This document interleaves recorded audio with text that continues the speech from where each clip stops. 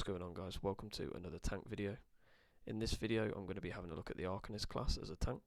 We're going to have a look at what makes it different, what makes it stand out from all of the other classes. We're going to have a pretty in-depth view of all of the skills that it has access to, all of its skill lines, which ultimately are what separates it from the other classes. And then on top of that we're going to go through some of the race options, some of the consumables and all of the champion points, etc. as well that you might want to run on your Arcanist tank. Just as a reminder, if you do watch any of my videos and find them useful, please do leave a like on the video, please subscribe to my channel and leave me a comment if you have any questions for me. Thank you. So the Arcanist is the newest addition to the classes that we have available on ESO. It has, since being introduced this last sort of few months, made quite a big impression on the PvE and PvP communities on the game. A large amount of people have started to take it up as a DD, as a healer and also as a tank, and it's definitely proved to be quite an important role to have within your group, whether you're doing trials or dungeons. As a tank we want to understand how good the Arcanist is at three main attributes. First of all, how tanky it is, so how good it is with getting to our resistance cap, extra damage mitigations, things like that. Second of all, how good it is at sustaining, so how good at sort of managing resources it is. And then finally, what buffs that it can bring to our group for PvE content. So first of all, when we're talking about pure tankiness from the Arcanist, we've got a couple of things that are making it really stand out compared to that of other classes. So first of all, we're naturally getting higher resistances than other classes, thanks to the Aegis of the Unseen passive and also our Runic Sunder main taunt. These two things are putting us around about 4k higher in resistances than we get from a sort of base level. On top of that, our kind of main burst heal is also an extremely big damage shield. We have access to that through Impervious Rune Ward, and we also have an ultimate for an additional shield in Gibbering Shelter. We also have, if we want, Unbreakable Fate, which is going to give us additional block mitigation. So again, we're just adding to these options that we have for overall tankiness and damage mitigation. From a sustain point of view, I find that the class really well balances itself by managing its resources through all of its skills and passives. You never really seem to struggle much with mag sustain, stam sustain, or most importantly health sustain. From a buffs point of view, the class is pretty much equal to that of the Dragonite in terms of bringing quite a lot of different unique buffs.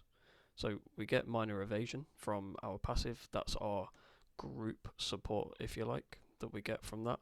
We also have access to quite a unique damage boost from Resonating Glyphic, which wherever we put that ultimate down on the ground, our DDs can damage it or our healers can heal it in order to get a unique damage buff for our entire group. We have Rune of Colourless Pool, which is going to give two buffs that we can get from elsewhere in Minor Vulnerability and Minor Brittle, but we get the 2 in 1, and it's quite an easy skill for us to keep up on bosses. We also have Xenas Empowering Disc, which has kind of seen the end of the Yolnacrin set, due to giving us the minor courage that that set gives. Overall, the Arcanist answers each of the three tanking aspects really well, and actually sets a new standard for tanks. It's extremely tanky, the resistances make the class just feel incredibly easy and fun to play, and the buffs that it brings also makes it rather in demand currently for PvE content. So we'll jump into the skills after this, we'll have a little look through them, and then we'll go on to some of the other things that are best sort of race, etc. to set up for the Arcanist. Right, so let's have a look at the skills. So on the Arcanist we have the three different skill lines. The first one, Herald of Tome, is the DPS skill line. Soldier of Apocrypha is our tanking skill line, and then Curative Rune Forms is our healing skill line. So it literally is separated like that on the Arcanist. So we'll start with the first one, Herald of the Tome. Now, because this is our DPS skill line, we're actually not going to be using most of the skills on here. So the Unblinking Eye we're not going to use. This is the ultimate that you'll basically usually use on a DD. It is quite a good DPS ultimate, but we're not going to use it on a tank. Rune Blades are also not going to use. The next two, Fate Carver and Abyssal Impact, these are the two kind of main DPS skills that you'll use on an Arcanist DD. So you've got Abyssal Impact, which is the sort of spammable, if you like, and then Fate Carver, which is the beam. So these are the two that you'd use on a DD, but again, we're not really going to use them on a tank. The last two, situationally, you can use on a tank. So first of all, Tome Bearers, we can morph this to Recuperative Treatise. I don't use this very often. What it's basically doing is we're etching runes onto our weapon that pulse with power every 5 seconds. Each pulse enhances your class abilities, so that's the first sort of benefit of it. And then every time that it strikes an enemy and deals damage, you also restore 600 mag, stam, and generate a crux as well. So those are kind of the benefits of running this skill. Usually I won't run it. I'll normally run it if I'm running a particular morph of Fate Woven Armor, specifically this morph. So normally we generate our crux from Cruxweaver Armor.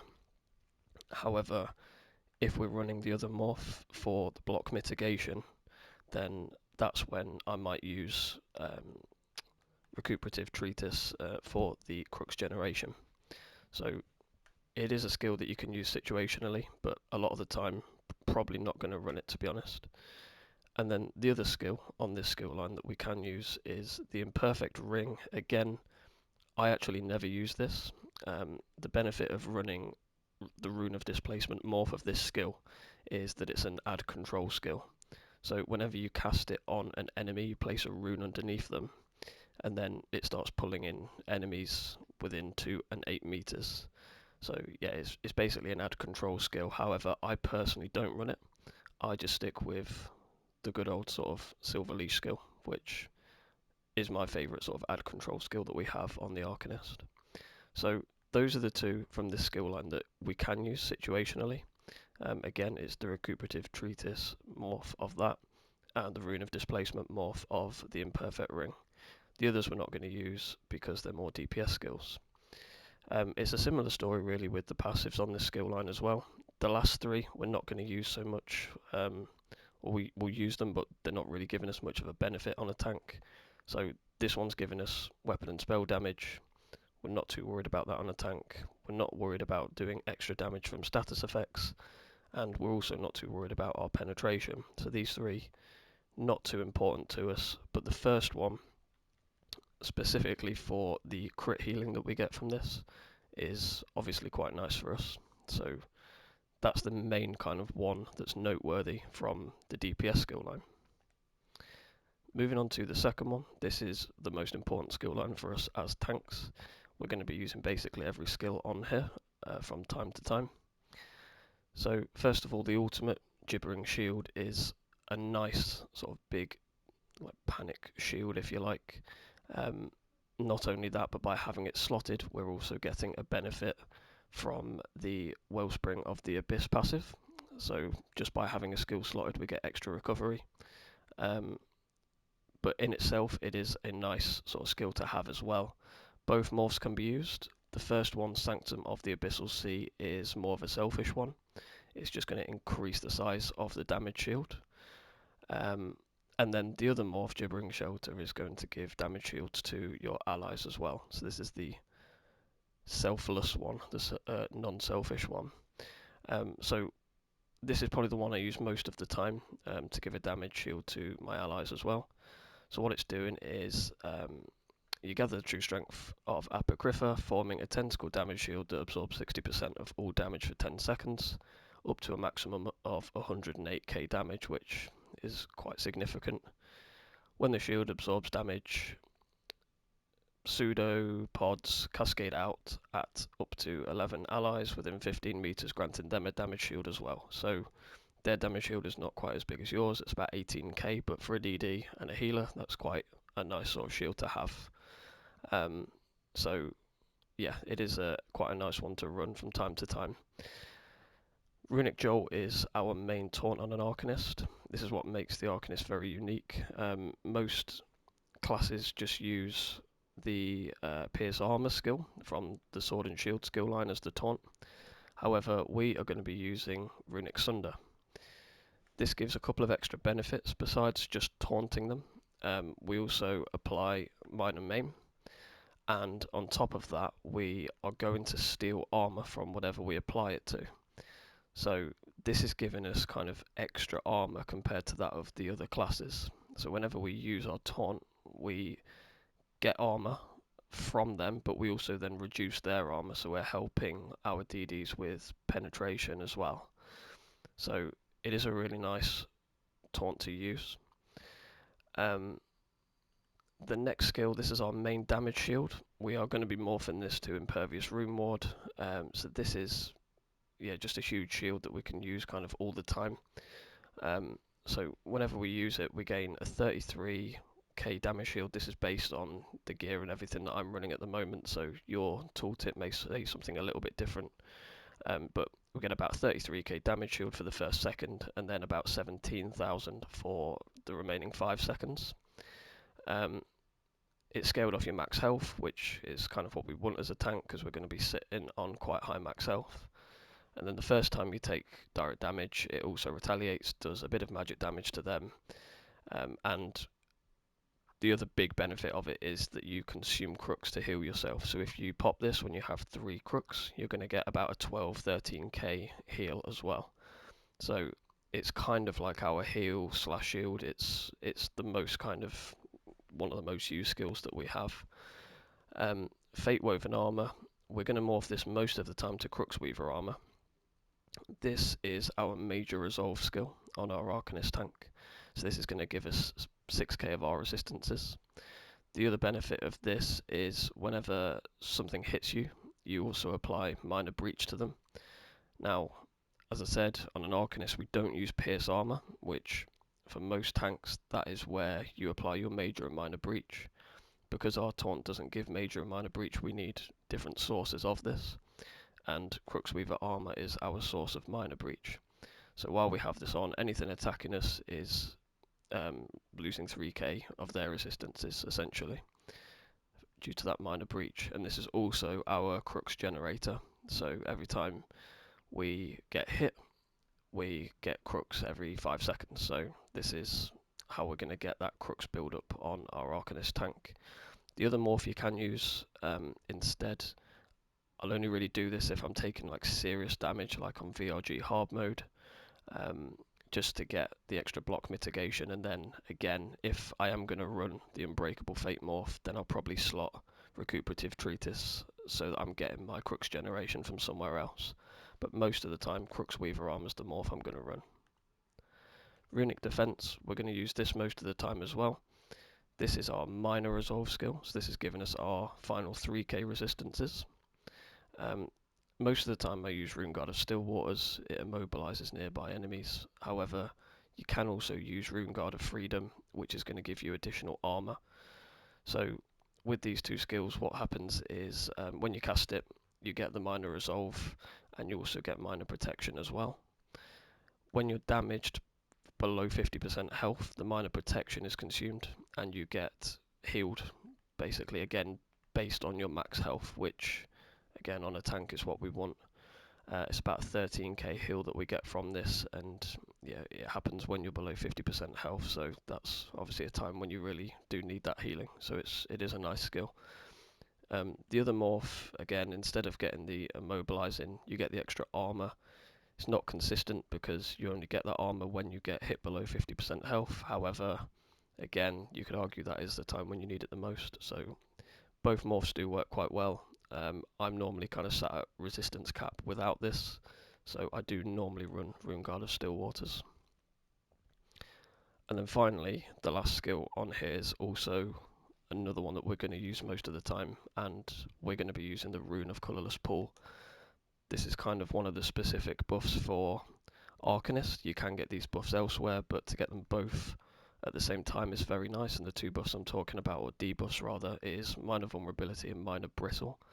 So whenever you apply this to an enemy, it's a single target ability, so you'll apply it to bosses, for example. You're going to be given their Minor Vulnerability and Minor Brittle for 20 seconds. So this is one that we will most of the time be using. All of the passives on this skill line are very useful. So first of all, Aegis of the Unseen. This is again giving us additional armor compared to that of other classes. So whenever we have a ability from this skill line active, we get about another 2k armor. We're going to have, at least as a minimum, Crooksweaver armor active all the time for our Major Resolve. And so on top of the 6k we get from Major Resolve, we're getting another 2k resistances as well. Wellspring of the Abyss is going to be helping our recovery. So this is based on number of skills that we have slotted from this skill line. So as an example, you can see I have 4 skills slotted currently, including the ultimate, by the way, that does count towards this.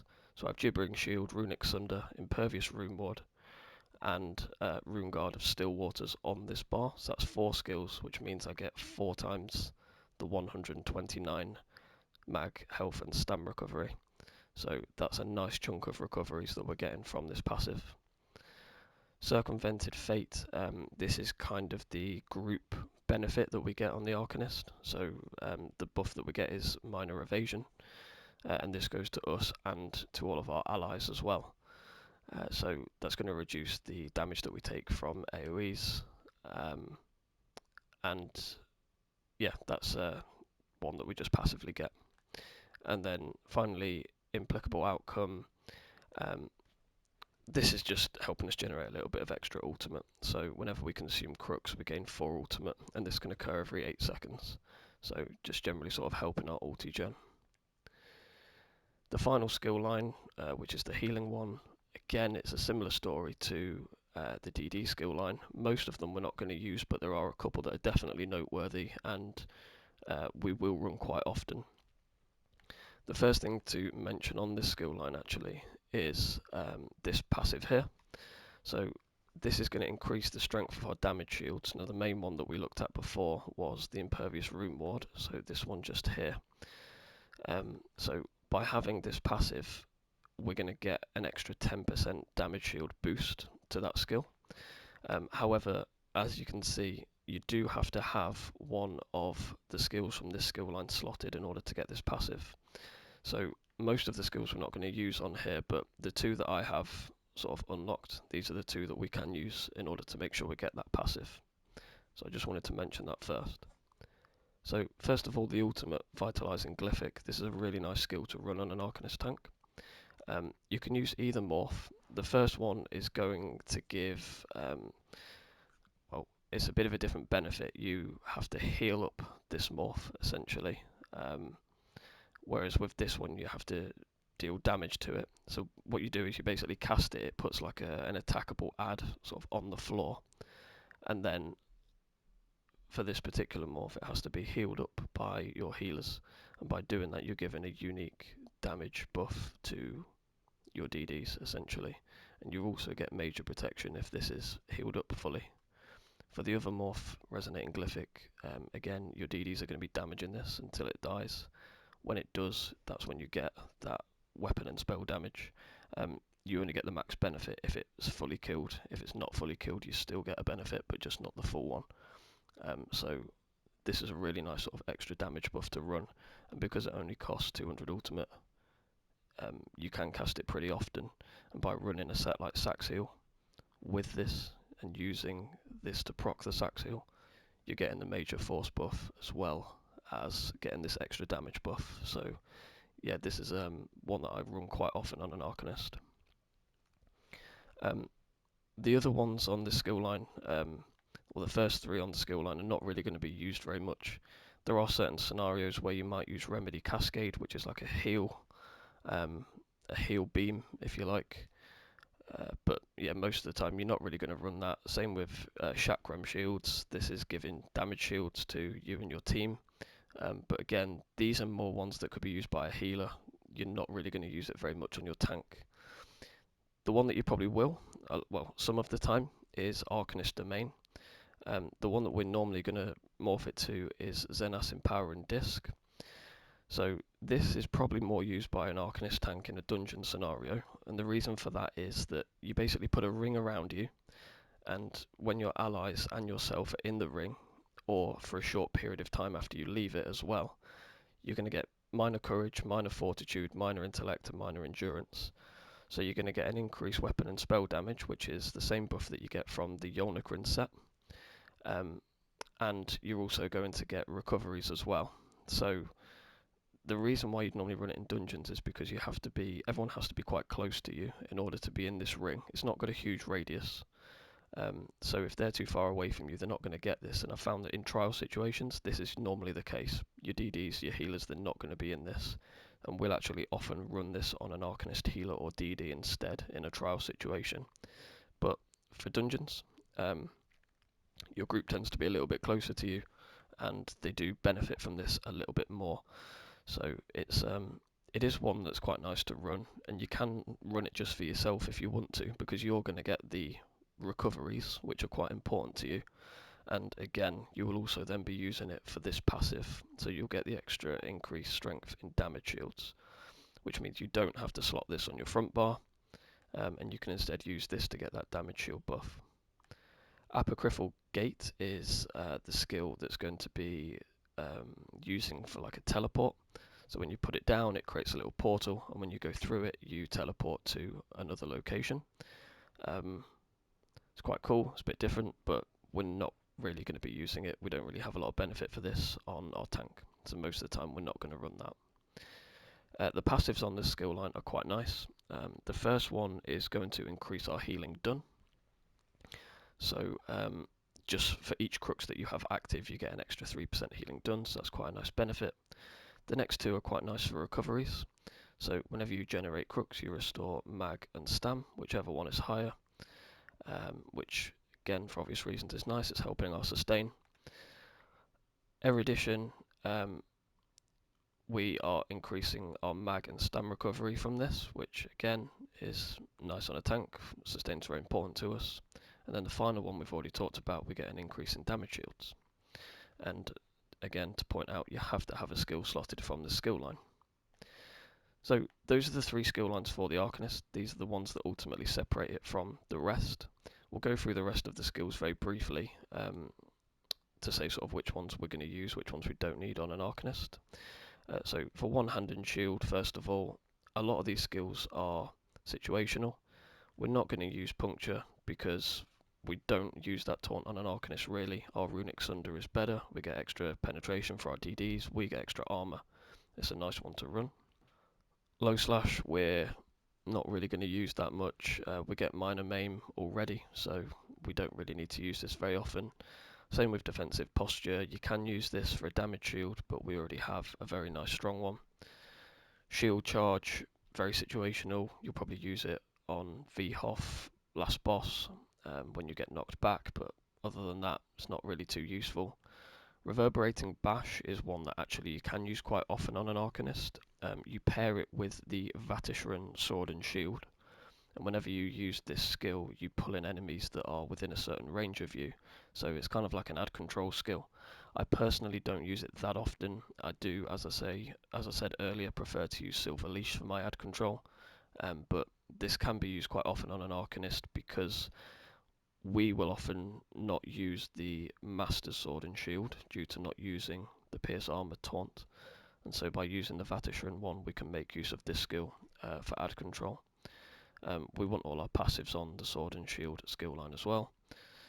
For Destruction Staff, this could be morphed to Crushing Shock, which is quite nice. It's again situational if we need to interrupt anything. Elemental Blockade we're going to use basically all the time. We're going to put this down on the ground, always on the boss or whatever enemy we're targeting, to apply our Crusher enchant to it, which will reduce the resistances of it. Destructive Clench is normally our back bar taunt. However, you need this a little bit less on an Arcanist than you do the other classes, because our Runic Sunder taunt is actually a range taunt. It has a range of 22 meters, which isn't quite as far as Destructive Clench, but it's still a range taunt, and we don't therefore necessarily need another range taunt as much as we do on other classes. This does give major maim, however, so it is quite a nice one to consider and use sometimes. Ellie Drain is really useful, as I mentioned before, because we're not using Pierce Armor, we're not consistently using Major Breach. So normally it is our responsibility as a tank to use Major Breach to whatever we're attacking. One way of doing that is by using this, and I'll often morph this to Elemental Susceptibility. So this is going to give Major Breach to whatever we apply it to, usually a boss. The alternative for Major Breach is to run Caltrops, which I've actually got slotted on my bar here. The benefit of using this one is it applies Major Breach to an area. So if you're doing ad pulls, you can apply Major Breach to all of them at the same time, whereas Ellie Susceptibility is only going to apply it to one target. So as a kind of rule of thumb, Ellie Susceptibility is quite nice for bosses, but Caltrops is better for ads. And then Impulse, this is going to reduce the health of enemies when we use it. I don't use it very often, but it is nice to use in sort of like trash packs just to speed it up a little bit. And then again, put your passives in for Destruction Staff. You don't really need this one because we don't care too much about our damage.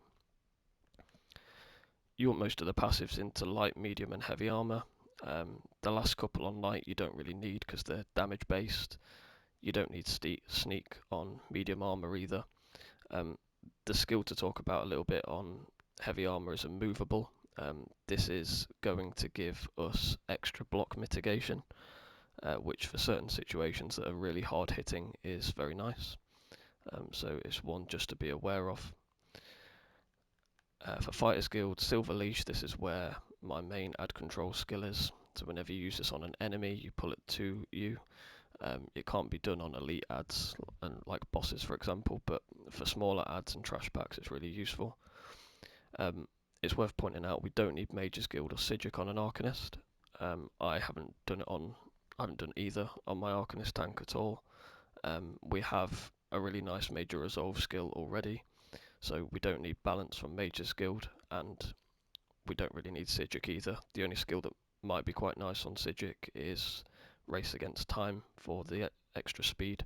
However, I haven't found that I've needed it at all, so I personally haven't done Sigic on this tank. For Undaunted, the only skill that we might use from time to time is Blood Altar, but most of the time that's on a healer, not on a tank. Unless you're maybe off tanking, then you might use it. But make sure you have the passives in Undaunted because we're getting the extra resources back from synergies, and we're also getting the higher max resources as well. And typically we are running one heavy, light and medium, like at least one of each, so we are going to get the extra benefits from this. For Assault, we will often use Warhorn as our ultimate. However, again, the Glyphic skill is quite nice on the Arcanist, and I will often run that instead. But definitely need to get Horn, because sometimes you will need to run that. Resolving Vigor is quite nice. We don't necessarily need it for the minor resolve, because we get that from our Rune Guard of Still Waters, but it is a nice heal over time. So I will situationally slot this. Razor Caltrops is the other Major Breach skill that I mentioned earlier. This is sort of applying Major Breach to enemies within a certain area, so it is definitely an important one to get. Replenishing Barrier is nice. You can slot this on your front bar, and by having the Magicka Aid passive, we get 10% mag recovery for having it slotted. You will sometimes use Barrier as well, however, the Gibbering Shield skill is probably a little bit better overall. It's a bigger shield, and it does give you the stam recovery as well as the mag recovery that you get from this. If you want just pure mag recovery, then having Barrier slotted is probably a little bit better, because the magic benefit from this passive is a little bit greater. Revealing Flare is the other skill that you want to kind of have unlocked. This is going to give you major protection just for having it slotted. So if you have this on your front bar, you'll get major protection whenever you're on your front bar, which is quite nice to have. So it is an important one to get for a tank. And that's it. Make sure you have all of your class skills in. Make sure you have your medicinal use skills in to make your pots last longer. And then finally, make sure you have the Gourmand passive in to increase the duration of any food that you've eaten. So that's basically it for all of the skills in the Arcanist. I will flash up on screen a few examples of some bar setups that I would run for certain content. So I'll do one for trials, I'll do one for dungeons. You can also kind of see these on some of my guide videos that I've posted for the dungeon builds and some of the trial builds I've done as well. but I will flash a couple of examples up just to help get you guys started. Next, let's talk about race. Normally the race that I would choose as my preference for most tank classes would be the Nord. The Nord has two really nice benefits, one being the ulti gen, and especially you also get extra resistances on the Nord as well, which just makes it that extra little bit easy to reach your resistance cap. Now, with being on an Arcanist, as we've looked at from the skills, we're getting about 4k extra resistances from our passives and our skills. And as a result of that, I actually would not go with Nord as my first choice on the Arcanist. So kind of separate to the other classes, yeah, I would not go with the Nord as my first choice. If you do, it's absolutely fine. You can take resistances out of other things like running less reinforced pieces, you can drop fortified CP. So Nord is still an absolutely viable option. But just because I'm already finding it quite easy to get to the resistance cap, I'm probably not going to choose Nord as my first choice. The other alternatives that you've got are three that are basically going to target sustain. So option number one here is Imperial. This is going to give an all-rounder sustain by reducing the cost of the abilities that we're using thanks to the red diamond passive. That makes Imperial a very sort of good all-round option for sustain. Option number two for sustain is to go with Breton. Breton is going to be targeting specifically your mag sustain. So it's going to make sustaining your magicka a lot easier. However, because we generally run the Atronach Mundus stone, which we're going to come to after, and we also often will put either mag recovery glyphs or reduced cost of spells on our jewellery, our mag sustain I personally find to be absolutely fine, and I never struggle with mag sustain on the Arcanist. So for that reason, my first choice is actually the option number three, which is the red guard. The red guard is basically helping out our stam sustain a little bit. So because our mag sustain is pretty good generally on the Arcanist, in my opinion, the health sustain is pretty good thanks to our shields, our self-healing that we have. The stamina is probably the one that falls just that little bit shorter. It's still good, but I find that the red guard just helps to balance out the overall build just a little bit better. So for that reason, red guard is the choice that I've chosen. I find it works unbelievably well, but having said that, going with an Imperial for your all-round sustain, or going with Breton and then rebalancing into a bit of stam sustain, also really good options. And again, the Nord is a viable option as well if you have already chosen that for your Arcanist. For consumables, it's really the same options that I go through in most of my build videos. So you've got kind of two options, whether you want to go for maximum resources or whether you want to go for better recoveries. So for the better resources, for the high and max resources, you have two options. You have Bewitched Sugar Skulls and you have Longfin Pasty. The difference between the two is that Bewitched Sugar Skulls is going to give you extra health recovery as well. It is that little bit much more expensive than Longfin Pasty, but the price difference between the two is pretty small, so I would personally go with Bewitched Sugar Skulls. Option number two, if you are not so interested in having high max resources and you'd rather have better recoveries, is to go with either Smoked Bear Hunch or Jewels of Misrule. Again, the difference between the two is the more expensive option, Smoked Bear Hunch, is going to give you an element of health recovery. However, the price difference between these two is much more significant. So Jewels of Misrule is a nice sort of cheaper alternative. My preference personally, I like to play with high max resources, so the food that I will normally run is Bewitched Sugar Skulls. However, definitely give it a go with the sustain food and see if you prefer that instead. For potions, it's a similar story with what I usually go through on my build videos. Kind of the two main options are the Crown Tri-Stat potions or the player crafted Tri-Stat potions. Both basically do the same thing. They're going to give you health, stam and mag back immediately, and then they're also going to give you the three elements of recovery for a period of time as well. So they're kind of balancing our overall sustain, which is really sort of helping us just manage our resources on a tank. Okay, moving on to champion points. For the blue CP, 90% of the time, I'll just run the standard blue mitigation CP, which are Duelist Rebuff, reducing single target attacks, Ironclad, reducing direct damage attacks, Unassailable, which reduces damage from AoEs, and Enduring Resolve, which reduces the damage you take from damage over time attacks. There are certain circumstances where you're not going to take all 4 types of damage. The most common one that you'll probably drop for certain situations is Unassailable, reducing the damage you take from area of effect attacks. You can put in something like Focused Mending, for example, which is going to give you more healing to yourself. There are other options like Swift Renewal, which will increase the healing you do with heal over time effects, like Resolving Vigor, for example. There's also Bulwark if you need more resistances, but on an Arcanist that's not usually going to be the case. For the red CP, again, there are multiple options. I'd say the most common setup that I have is probably Boundless Vitality for the max health, Fortified for the armor, Ward Master, which is going to reduce the damage we take while we're blocking and we have our damage shield up, and Bastion, which is going to reduce the cost of those damage shields. However, there are times when I'll drop, for example, Boundless Vitality. My health is generally high enough anyway, I can drop it for something like Bracing Anchor to reduce the damage that I'm taking when I'm blocking. There's also options like Celerity and Expert Evasion as well, which is going to give us a free roll dodge.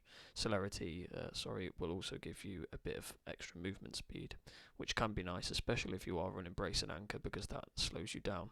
So it can be paired with that to give you the movement speed again. But again, the most common 4 that I run is Boundless Vitality, Fortified, Ward Master and Bastion. I find that they work quite well on the Arcanist. The last bits are going to be quite quick to go through. So first of all, the Mundus Stone. I will generally run the Atronach Mundus Stone. As I mentioned earlier, we're running this to get mag recovery, and it helps to just sort of balance the build quite well. So that's normally the Mundus Stone that I'll run. And remember that your Divine's body pieces are going to increase the benefit that we get from this. For other options for Mundus Stone, if we ever need to be particularly fast, we can run the Steed Mundus Stone as an alternative. There are other ones which give a benefit from time to time, but most of the time, like 99% of the time, the Atronach is the Mundus I'll run. For the attributes, honestly, the way that you set this up depends on how you want your max resources to look, but I would always advise that you get all your gear on and all your glyphs and everything first, and then put into the attributes. First of all, put into health to achieve a health target that you want. And just for a kind of rule of thumb for me, typically dungeons I'm aiming for just under 40k, maybe 37 as a minimum. I do often have a little bit higher than that, but normally 37 is kind of a minimum for me. And then for trials, I'll normally go a little bit higher, maybe 42, 43k, but 40k is absolutely fine as well. Once you've put those attributes into health, then put the rest into stam and mag.